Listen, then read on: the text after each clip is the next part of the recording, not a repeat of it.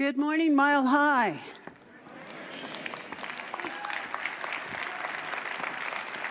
Thank you so much for being at our Solstice service today. This is a powerful day. I've always loved the Christmas season, but just years ago I started to learn more about the winter solstice, how powerful it is. So thank you so much for your presence.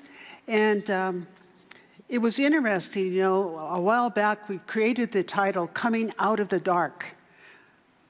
I didn't realize that many of us are coming out of the dark, right? So I'm grateful right now for electricity and for running water. But so we're coming out of the dark. And so today we honor the wisdom of Grandmother Earth. I think a lot of times we just take Earth for granted until there's a storm and there's something going on, gets our attention. But to be able to focus on the blessedness of this alive, beautiful, beautiful planet known as Earth, it's very important. So I've always found that the wisdom of Earth and the acknowledgement of the darkness, this is the darkest day of the year. And I've always found that it's been a time to set intentions so that my intention for coming into the light is manifested. So right now I would like to just begin with a prayer to begin our service. And I'd like to have all the practitioners stand if you're in the room. So in this moment, as we have gathered in thanksgiving for a day such as the solstice, the winter solstice, a day where we light a candle this evening, a day where we set intentions. But I recognize that above, below, and all around about is that living spirit. We call it God. It has 101 names, but we with the very breath that is breathing you right now. For each one of you, you are a hollow reed, and the music comes through you. The life of spirit comes through in such incredible, amazing ways. It comes through with joy. It comes through with healing energy. Because everything that you are, we are, as a great circle of seekers that seek the spiritual truth. So I give thanks, recognizing that divine spirit is found in all walks of faith, all walks of faith. And I acknowledge Grandmother Earth today, the trees that reach towards the sky, the waters that flow, the ice that becomes a mirror for each one of us. I give thanks for the seeds that are growing right now in the trees. Give thanks for all of life. So I behold that this service is good and very, very good. And we just stay open to the healing light of this time together. So I just declare with a grateful, grateful heart the power of prayer, the power of ceremony, and the gift of light, now and forevermore. And so it is. Amen.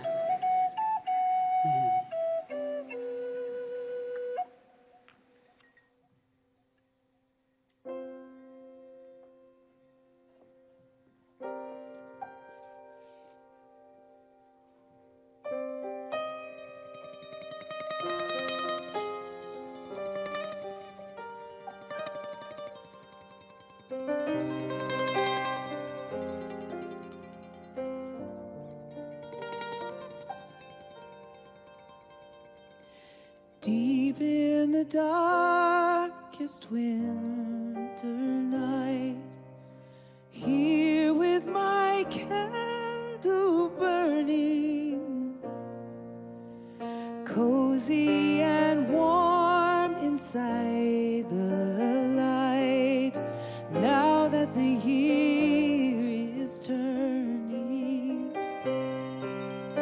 What does the future hold in store?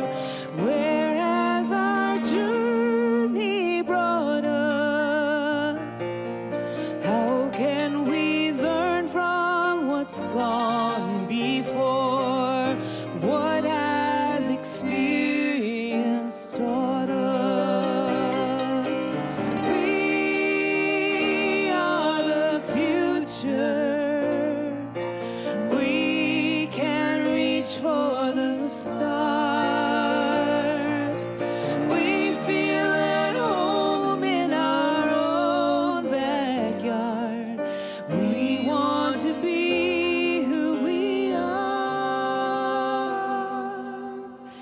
Friendship will light the darkest hours.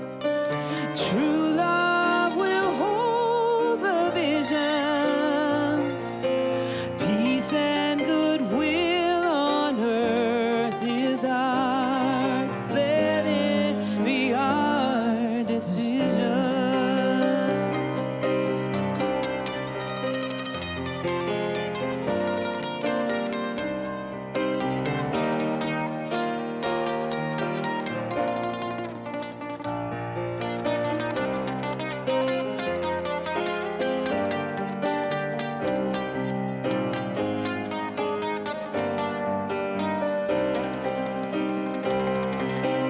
We are the future. We can reach for the stars. We feel at home in our own backyard. We want to be who we are. Deep in the darkest winter night, here with my candle burning, cozy and warm inside the light, now that the year is turning. Feel how the year is turning. Feel how the year is turning.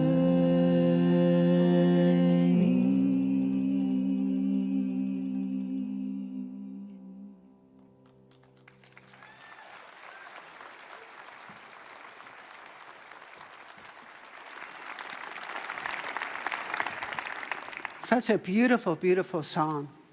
And you know, we are, as a congregation, we are the light. And what I'd like to have us do right now is to recite our vision and our mission in this powerful day of solstice. So our vision is oneness revealed, a world of love, peace, and abundance for all. And our mission, to serve as a spiritual beacon for personal empowerment and for global enlightenment. Thank you for that. You know, we recite that a lot on Sundays, and it's something we want to take to our hearts and have that be a part of our day. For I recognize that the winter solstice is such a powerful day. I never celebrated it as a child, but when I began to be more familiar and accepted in the Native American world, I learned a lot about the solstice. And I learned that it was a gentle time. It was a time to be able to feast and to be with loved ones and friends. In fact, it's interesting when you read about the solstice that for thousands and thousands of years, humanity has been celebrating it. It's celebrated in all walks of life. It's celebrated in China. It's celebrated in the Far East, Egypt. It's celebrated in our country. And one of the stories I read was how the people of our country, thousands of years ago, or maybe just 1,000 years ago, would celebrate. And they didn't have houses like we have now. They'd be camping out, and they'd have big burning fires and whatnot. And the children would come, and they would sing, and they would dance. And then there was a special time in the ceremony where all of a sudden, from one of the tallest trees came the shaman.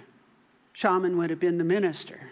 I'm glad it wasn't me at the time, because he's climbing down the tree, and he comes down with gifts for the children. Now, I found that interesting because that was a long, long time ago. And it's interesting how customs kind of blend, don't they? We have a Santa Claus that comes and honors our children. And we have candles burning. And I do encourage you all to come back to the candle lighting services. We were here yesterday and rehearsing for them. They are magnificent. So bring your neighbors, okay? Because it's part of the season. lighting the candles, lighting the candles. So the children would receive a gift, and they would play, and they would sing, and they were celebrating that it was the darkest day of the year. And we know what that's like. It's like, gosh, 5 o'clock, the sun goes down, I'm ready to go to bed. Yeah. So I'm kind of glad we're moving towards the light, towards the light. So it's celebrated around the world. And so I honored the bones of our ancestry. And I honor the bones of Earth, the crystal beds, the very center of Earth. I've been told, and I've seen in visions, that that's where the violets grow, the crystal beds inside Earth. And many times we just think, oh, I'm just getting dirty out there on the Earth. But we don't really realize the magnitude of Grandmother Earth. And so in knowing that, once upon a time, right where we are sitting, below us is the Earth. I remember when we built this dome. It was powerful when it went up like a big balloon, and then they poured cement and how they fixed it to be so beautiful as it is. But we gave thanks for the Earth. And I remember we had a gentleman come to bless the Earth, because I knew that was important. We're going to put a structure on it here, on this soil right here. It needs to be blessed. So it was Doug Goodfeather and my good friend Howard Badhand who came and did a Native American blessing to bless the land, because the land was going to give forth the building upon it. So with knowing that, we come back today to our native roots who walked this land long before there was any buildings around anywhere here in Lakewood. Who inhabited this land? Who celebrated on a solstice? Who was the person who came down the tree? So going back and honoring. So right now I just want to honor my good friend Doug Goodfeather and the candle that is burning up there. We lit it before the service in honor of Doug's mother, who recently passed. And so right now, I'm going to turn it over to Doug for a few moments. Thank you so much, Patty.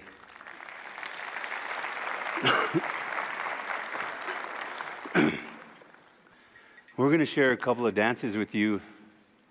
And the first dance I want to bring out is my daughter, Feline, Wichach Biluta Oyate Tawi, her Red Star Nation. And the style of dance she's going to do is called a jingle dress. And this style of dance originated in Minnesota from the Ojibwe Nation. And it came from a dream, a spirit dream. When this grandfather's young granddaughter was sick, he prayed for her. He prayed for her well-being. And in a dream, the spirits came and instructed him to make a dress like this. 4 dresses. One to put on the granddaughter laying in a sick bed, and 3 of them to pick 3 dancers. And he said, the spirits told him in a dream to do this and dance, sing this song and dance for her.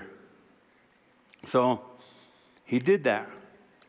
And the first round they started dancing. The little girl sat up. The second round, she stood up from the bed. The third round, she started shuffling with them. And the fourth round, she started dancing. Thus, she was healed from this dress. Now, we look at it and think, it's just a jingle dress. It's just a dress. But the intelligence that come from the spirit world was cymatics. And it healed the little girl through that noise, through the ears, through the body. And that's the spiritual intelligence that came. So with that, she's going to dance for you. And she wants to spread all this good health to you, this good medicine to you. Take it home with you. Give it, share it. And you say, how do I share it? Just be good to people. And that good blessing will continue on. So with that, we bring the Jingle Dress Dance.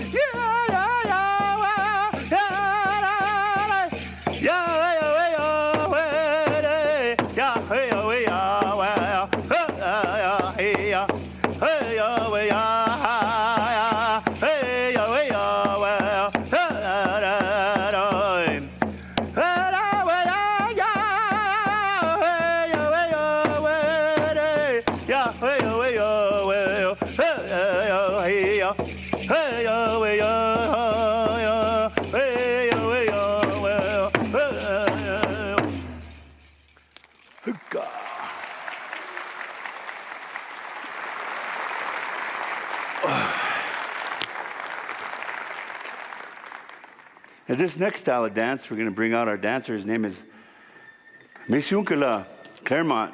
Misunkala means young brother. And this style of dance is a warrior's dance called the men's traditional. It's one of the first style of dances that was seen when seeing the people dancing. They seen this style of dance. And it's about the warrior telling his story of his life, his war deeds, his hunting deeds. And he tells his story through this style of dance. So with that, we bring the men's traditional.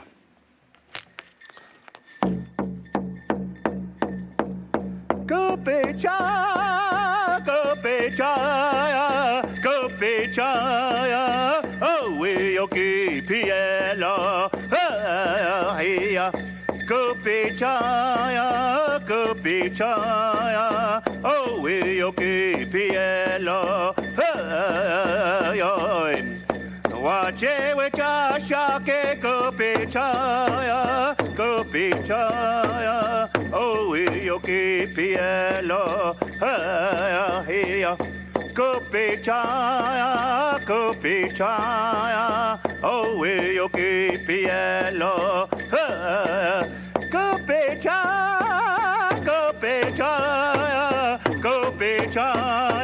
oh we yoki pielo, go Pechaya, oh we yoki pielo, wache weka shake go Pechaya, oh we yoki pielo,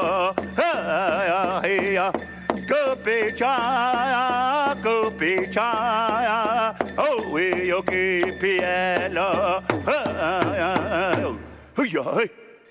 thank you.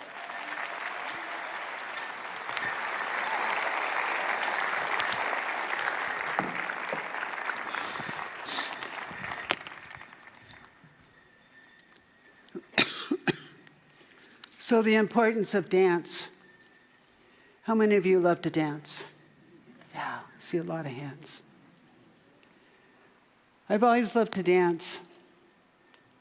Not a very good dancer, but I love to dance. So many of the traditions the Native Americans have is about joy, it's about love, it's about light. And so I think that even Ernest Holmes, in fact, I just quote Ernest, he said, "We viewed the winter solstice as a time to embrace inner stillness, allowing the darkness of introspection to reveal the inner light and the divine presence." I feel very strongly that the dance and the dance that you witness here, those are prayers, and they do reveal that inner light of divine presence. So today, we acknowledge the darkness not as something to fear, but as sacred rest. So it's interesting that in our walk and in our talk, sometimes I hear things that are kind of dark coming from other people. There's times that perhaps even in my thinking, I tend to go towards the fear instead of being with the light. And I would encourage each one of us today to remember the light. It was Chief White Eagle, and I'm just quoting him, that he put out a email, maybe some of you received it, it's maybe 6 months ago, but I'm just quoting him. He said that we have choice as individuals.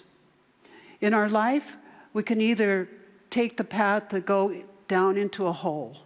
That would be the fear, that would be the darkness. Or we have the choice to knock and to open the doorway. What is the doorway? It's the doorway of heart itself, to open that doorway. I've had practitioners in the last 6 months say, oh gosh, help me with my prayers, I'm in fear. I'm not sure what's going on with the world. I'm in fear. And just take a breath, and it's like, this is the time to pray. This is the time, let your prayer be love. And not that you have to go into reciting all kinds of different things. Be with love, for love wins. Love wins. And so out of the dark, light comes. Light comes. So the winter solstice is celebrated through our world in many, many different ways. Different hemispheres, as I mentioned, Egypt, China, they have beautiful, beautiful light demonstrations. So the world, the wisdom of the world, that love intelligence, recognizes the power of light. So we can light a candle. But you are the light. Each one of us, we are that inner light. And if you're thinking, gosh, what is she saying? My life hasn't been so cool lately or good. Light a candle. And I would encourage you this day, solstice tonight, to light a candle and perhaps offer a prayer. And it could be a prayer for forgiveness. Forgiveness is for giving myself back to myself, giving myself back to that light of love. Could be that. It could be a prayer of plenty for others, that people can eat and be fed. I give thanks for Doug Goodfeather. Many years ago, when my husband and I first met Doug, Doug would tell you, I'm just a common man. That's why I love him so much. He doesn't brag and say, wow, I'm a great dancer or anything. He's just a common man. And he does a lot of good work feeding the people.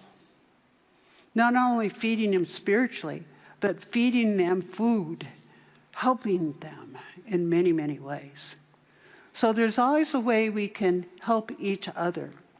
And I think this time that has seemed like darkness, and now we're coming into the light, is a time of incredible transformation. And Mile High Church is a great hub for transformation, isn't it? It is a light. It's vision, it's mission. We live that. And so as we integrate that into our own lives, we become that beacon. And for years, my intention and my vision for Mile High Church is that it is a light unto the world. It's a place where you can come and be accepted. It's a place where you can come and receive spiritual food here without saying, now, what type of religion, where did you come from, what color's your skin, what's your lifestyle? We don't do that here. We accept all walks of faith, all beings. That's why we're all here today, because we know that's true. Yeah, it is true. So I want to just share with you something I learned from, I get emotional, from a great man. I've known a lot of great men in my life. And this one, his name is Dr. Thomas Hora, a great teacher of metapsychiatry.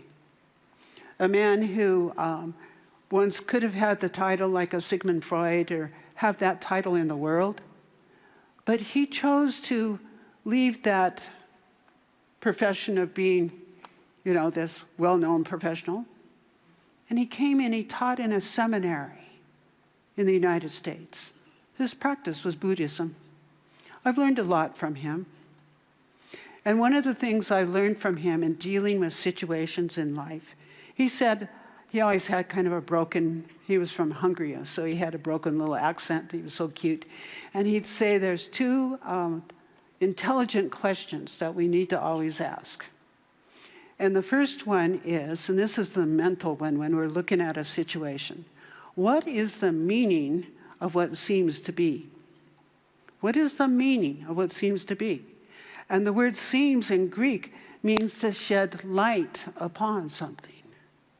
So a lot of times when we say that, what is the meaning of what seems to be? It doesn't immediately come forth the meaning. But can you see it shifts our thought from saying, what should be? How do I do this? Who's to blame? We say, what is the meaning of what seems to be? So I'm sharing that first intelligent question because it's important that we give up blame. Set it down. Give it up. And the second intelligent question is a spiritual one. What is really real? What is really real? So I behold that each one of you, you are real. You are the manifestation of a divine light. I don't care what color your hair is or even if you have hair.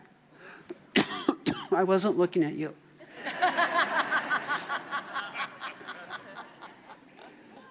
We are the manifestation of divine light. So I want to give you those two questions. What is the meaning of what seems to be that lifts us from the blame? And what is really, really real? And some of you have heard me tell this story that many years ago, I was in a situation where we needed to do a refinance because years ago we went to our mountain property on one of those funky loans. When we did it, I knew I'd have to refinance. But at the time, the credit was golden and whatnot, and one after another was turned down. So I was a little discouraged. So I put on little postums, and I posted them in all my cupboards, on my mirror, in my Jeep, everywhere I went.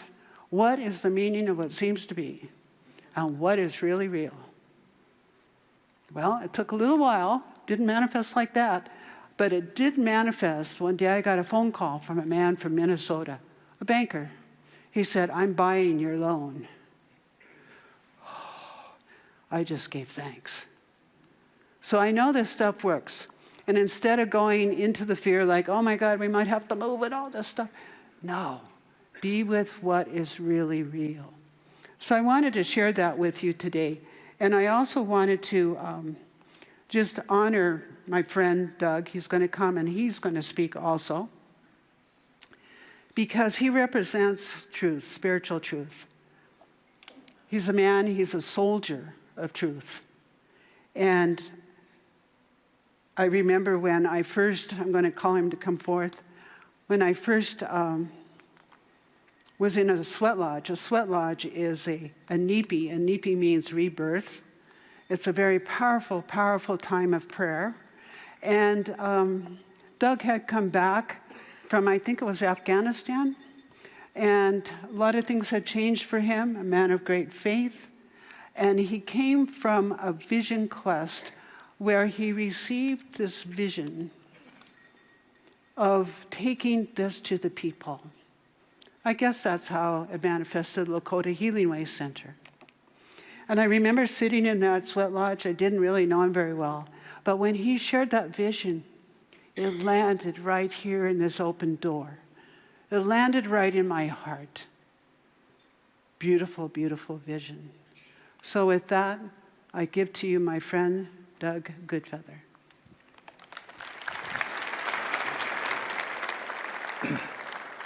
Thank you so much, Patty. Appreciate you. That was in 2006. We were in that sweat lodge together, almost 20 years ago. Wow, time flies. It's good to be here with you.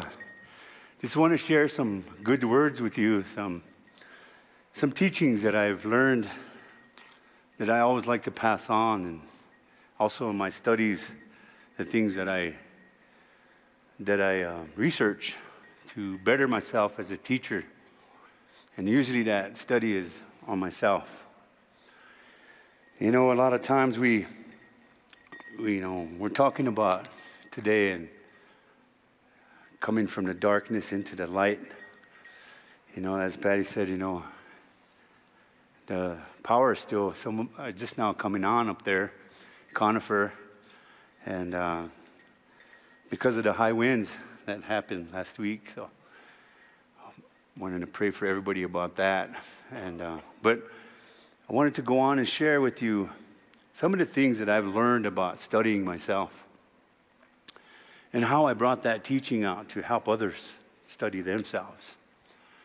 Because the things that I teach you, you know, you go to the doctor, pay lots of money to keep coming back, I guess. And but here we don't do that. We want to teach you how to be your own healer. I don't consider myself a healer. I just get you unstuck. And you become the healer. Because a lot of times we don't realize our own gifts. We travel the world, all over the world, looking for answers for our problems, our issues.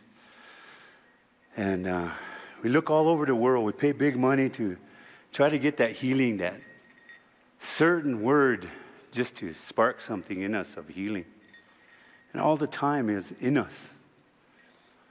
And our self is traveling and trying to find these answers everywhere. You know, when there's a storm, sometimes we have to go through. And many of us have been there. And they call it the crossroads sometimes, or into the storm. But in the Lakota philosophy, there are some relatives we call the Buffalo Nation, our relatives. Because they have taught us everything and they have given everything to us. Their philosophy, their bodies, their teachings. And people don't understand that kind of thinking or that kind of what that means and that kind of philosophy. You see, when we hit something that troubles us or we go through something traumatic, we go into the storm. Because in here, the storm, this is where you're going to learn yourself. This is where you're going to study yourself. You're going to feel the pain, you're going to cry, you're going to be mad, angry, but you need to. You need to feel that.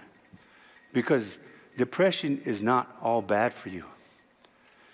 Because the body is so intelligent, it knows how to heal itself. But we're taught different. We're taught how to oppress that down. Keep it down there. And when that happens, we get sicker and sicker. We need to let it out. And how do we let it out? Talking, crying, praying, helping. But in that storm, you're going to learn to study yourself. You're going to learn the things, your gifts that you have come with here. And in that storm, the Buffalo people are going to be in there with you. They're going to teach you and they're going to guard you through that storm. Because when you come out of that storm, there's going to be people waiting for you there. And these are the people that you went through that storm for. Because they need teaching. They need help next. So it's your experience and your own suffering and your own trauma becomes a teacher. It doesn't become a burden no more. It becomes a teacher.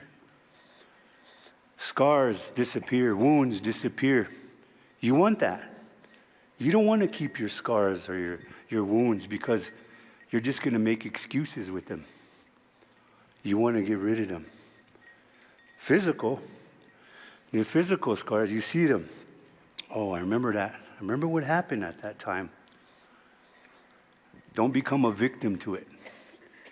Become a teacher. Learn the philosophy from that pain and become a teacher, because there's going to be somebody else that's going to have that same pain. But now you have the understanding to be the teacher now. You see, we always do that to ourselves. We blame and shame, point fingers. You see, I was taught when I was growing up to be a warrior. And with that, you don't see division. You see the people. And when you become a warrior, you don't make an oath to no human. You make it to the Creator. This is for life. This is for life. And when that happens, these things are going to come in, these purposes, these gifts that you were born with are going to bloom in you. And they're going to come out. And you're going to learn how to cry. You're going to learn how to see people. Because we're meant to be useful to each other. Not against, but useful to each other. Useful to the kids crossing the streets in the morning when they go to school. Useful to our elderly getting out of their car, walking to the store, or helping them get into their car. Useful by just saying hi to somebody. You see, these teachings that you came through that storm with, that rebirthed you, to bring those gifts out. Sometimes you have to be broke. You have to. Because when you're stuck and somebody else is teaching, you're not seeing with yourself. You're seeing somebody else's teaching through you. So in order for you to see through yourself, you must go through that storm, and it must break you. But remember, the way creation is, when creation was created, it was chaos. There was turmoil. But in that, something was brewing. That was us. That was the world, our Mother Earth. Us and all life that has been on her. It brewed us, created us. And we came with these emotions. We were born with them. These are gifts, born with this spirit, this soul. Learn that self of who you are. Because if you stay stuck, you're going to be stagnant. And the Buffalo people will help you through that storm and bring you through it. Because they have no ego. They see you. And that's where you want to get. In order to see yourself, the ego must go away. There's two virtues I live by. And I call them the ego checkers. And that's humility and humbleness. These are the ego checkers that I live by because I have to see the people. Because when I pull up to a corner and see somebody begging for some money, sometimes if I have it, I don't hesitate. I don't sit there and judge. That's not my right. My right is to help, to be useful. And if that is to get him something to eat or whatever, that's his business or her business. It's not my business no more. My business is to keep moving, but to be useful, to help. And that's where we get stuck. Because we get sometimes stuck in ourselves. Because somebody taught us to see through their eyes, not through you. And sometimes you have to go through that break, that storm, in order to really see who you are. See yourself. And there, you're going to really learn who you are. You're going to really know your strengths, your gifts. And life's going to change. It's going to be more, more fulfilling, I can say. I've been through many storms, many. Every storm I came through got stronger and stronger.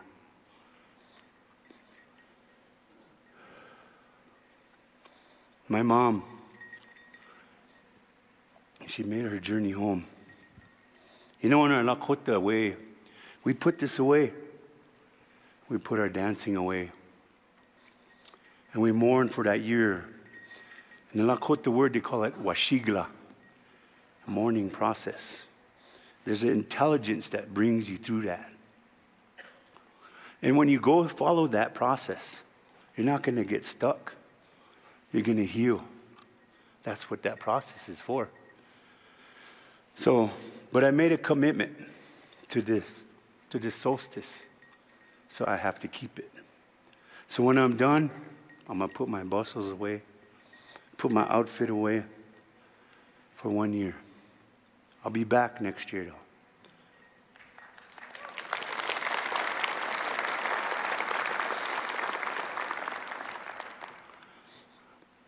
So, we had a lot of healing, me and my mom. You see, my mom didn't raise me, but I knew her all my life, on and off. At the end, she was, one of the things that we do to ourselves, guilt, anger, blame, shame. So the only thing I can do is sit beside her and tell her I love her. You did nothing wrong, Mom.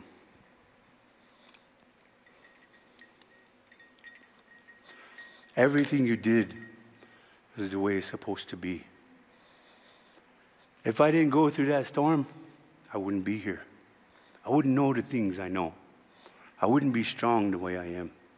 I wouldn't be compassionate. I had to go through that life like that. Because sometimes I go to people's deathbeds. Sometimes I go to these hospice centers. I sit down and I pray with them, talk with them. It's going to be okay. Journey is going to be good. You got to believe that too. You got to know that it's going to be good. So whatever you go through it. Be strong through it. Cry through it. Use the tears that you're born with. The Creator gave these to you, these modalities. Because if you stop crying, other dysfunctions are going to come in. Diabetes, high blood pressure, heart attacks, cancers. Because anxieties, tension, all of that creates all of that.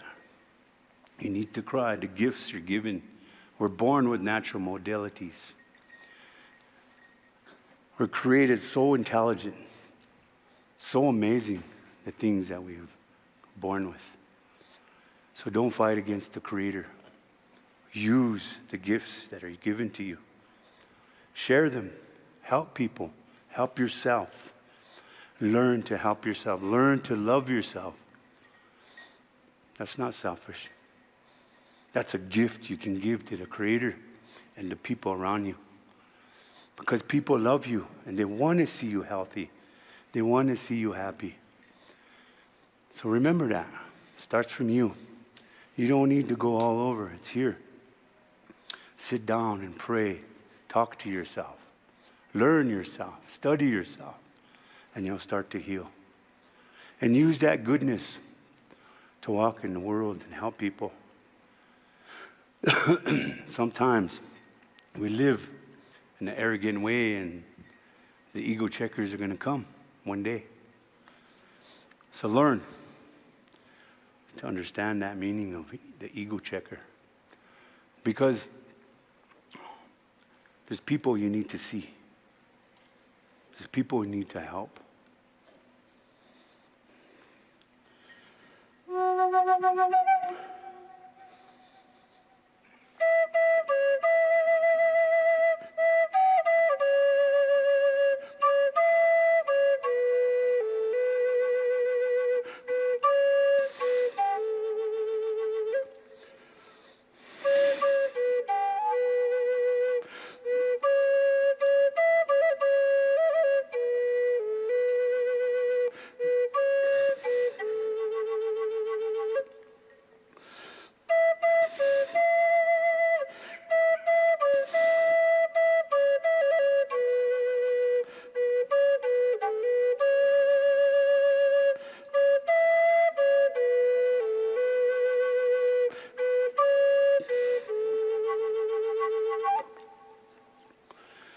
Takuwa kayai oka heipi toka shila yeloi chewaya kielo ai chanupaki waka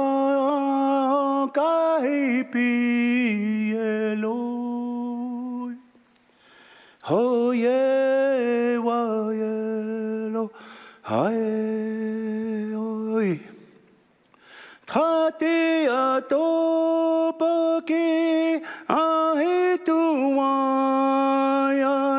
homaki yeloi chewaki yelo hai toka shilai homaki yo Hi, oi, oi, oi, oi, oi.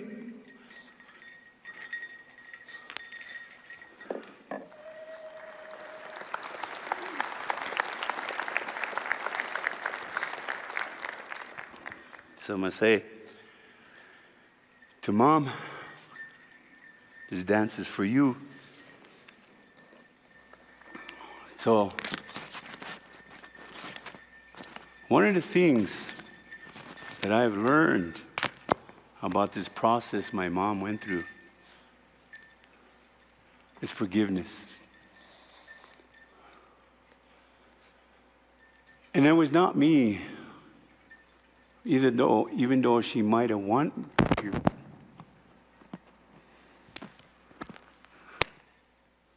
Is to forgive herself, to understand that power of forgiving yourself. It releases so much. But I sat there. And I said, Mom, you have nothing to say sorry for. It was meant to be the way it's meant to be. And with that, it made me who I am. And that is a warrior for the people.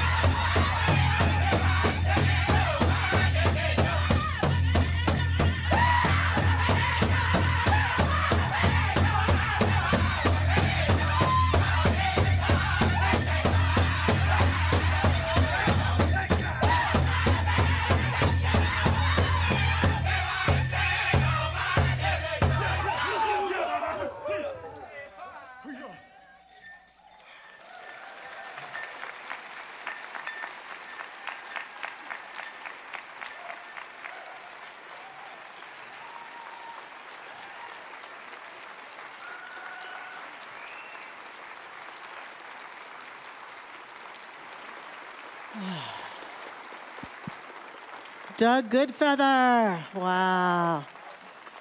And Misu and Feline, what a gift. Doug, we're so grateful that you kept your commitment to dance for us today, even though it's not your tradition. Don't we feel special and so grateful. So grateful. Thank you, thank you. So we want you to know that Doug will be over in the community center. There are tables set up there where you can learn more about the Lakota Healing Way.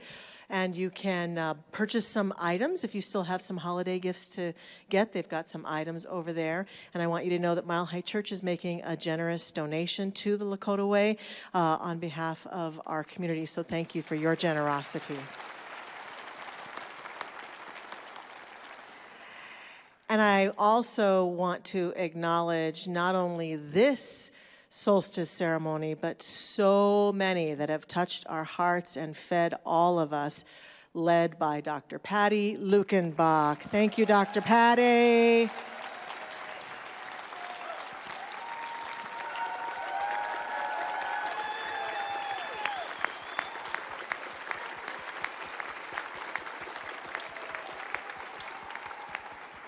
And though she is in her final days before her rewirement, I'm sure she will have much to teach us and help us with in our future celebrations like this. So we're very grateful for her and grateful for today's service. And it's time now for us to take an opportunity to circulate our good through tithes and offerings. And as we do that, I just invite us all to take a moment to feel how full our souls feel, our energy is, to feel the inspiration of the questions that Dr. Patty asked us and the things that Doug shared with us and the beauty of the dances, and just feel that fullness, and to decide for ourselves, if we're choosing to circulate today, that we're giving from that great fullness that already exists within us. So we give from the overflow today. And there are many ways you can give. Our ushers are going to pass baskets, and all of the ways are listed on the screen. You can text to give, you can give out in the lobby, and we're so grateful for the ways that this community continues to source Mile High Church and to support us. We thank you so very much. So as we step into that giving journey, I invite us to say our affirmation together that we speak each week. So please say with me, divine love as me blesses and multiplies all that I am, all that I have, and all that I circulate. And so it is.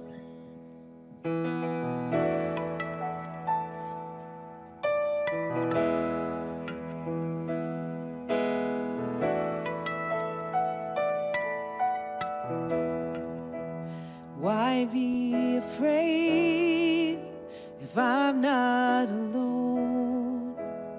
Life is never easy, the rest is unknown. Up till now for me, it's been hands against stone. I spend each and every moment searching for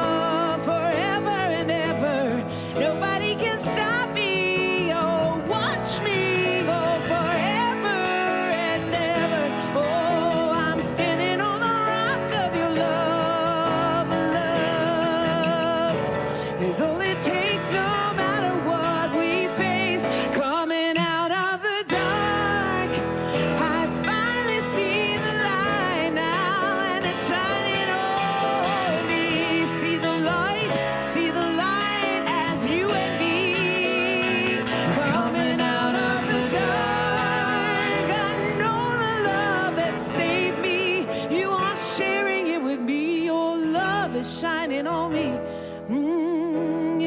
Your love is shining on me. Yeah. I see the light, it's shining on me.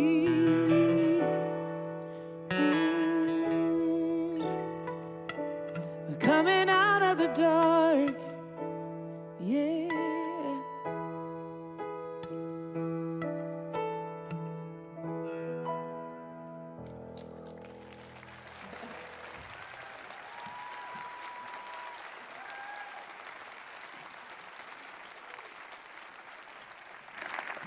So I would like to invite. Laura and Luke. Thank you both. Oh, Thank you. So wonderful.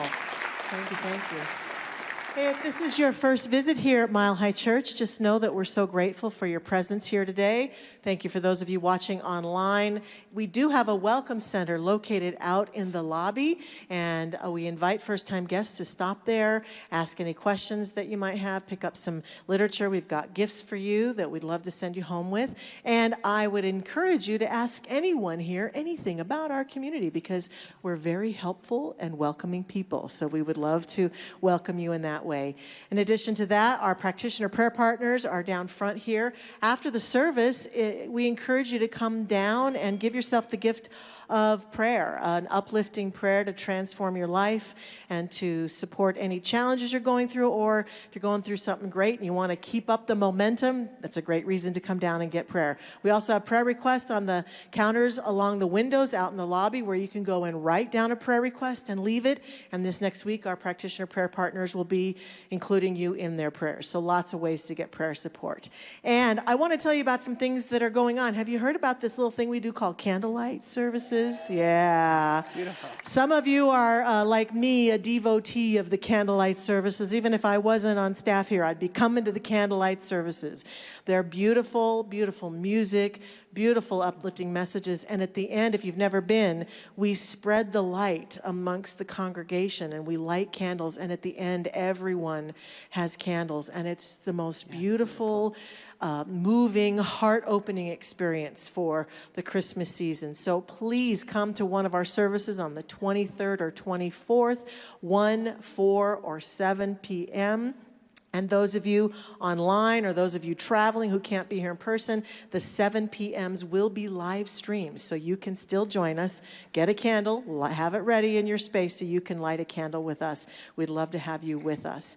And we also, I'm excited to say, have Reverend Josh doing his annual intention setting workshop on New Year's Day here from 10 to 11:30? That's right, 10 to 11:30. And it's a very popular experience, so we hope you will join him for that. And then next month in January, we're going back to basics together. For those of you who've been around a while, how many of us, our very favorite book by Ernest Holmes is This Thing Called You?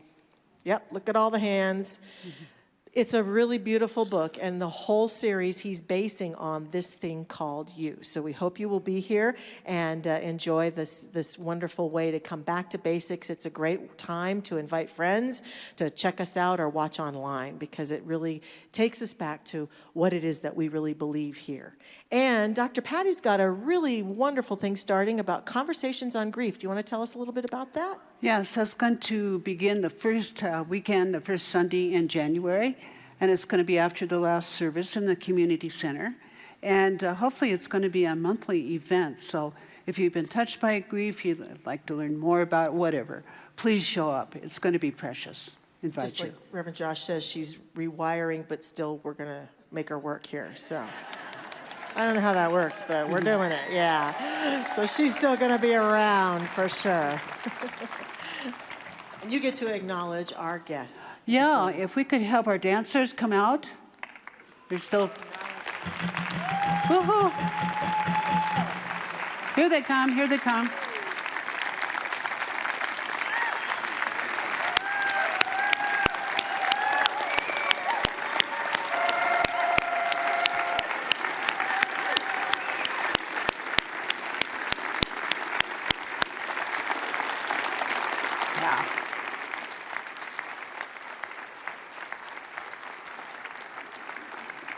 So from our heart to your hearts, I know your hearts are open wide, open doors.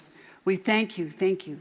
Thank you for touching us as you have. Thank you for the message. Thank you for the dance. We love you.